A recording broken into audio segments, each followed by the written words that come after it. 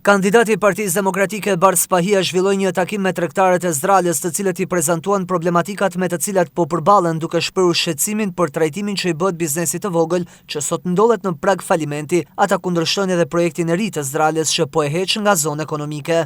Ka çmime, tana 4-5 gjëna më kryesore si ujin, si ndërtimin, si taksën e pastrimit. I këtë dhe në becin e thamë. Ako bo i ta gjona. Në fushat ka dalë me rana. Njajtë në gjana dhe me bo edhe këtu një këtu në Zdrale. E njajta me të në gjanat. Me bo, me këthy një zonë figuratisht bukur, por nga ana ekonomike është rënim. Thoj njerëzit nuk ka frym.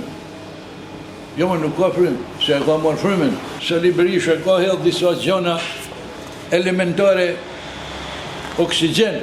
Problematikat e tregut Zdrales janë të mbartuna me kohë dhe tu gjej rastin e falenderu Bars Pahin për qëndrimin shumë afër problematikës tregut.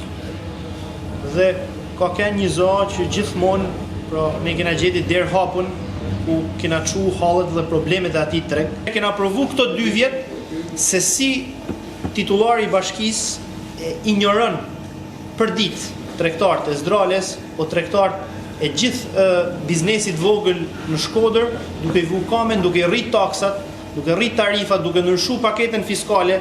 Pahia premtoi se do të jetë gjithmonë një derë hapur dhe një zonë mbështetës për biznesin, i cili në programin e Partisë Demokratike ka vëmendjen maksimale përmes një politike fiskale lehtësuese që e çliron nga goditja 12 vjeçare e qeverisë Rama.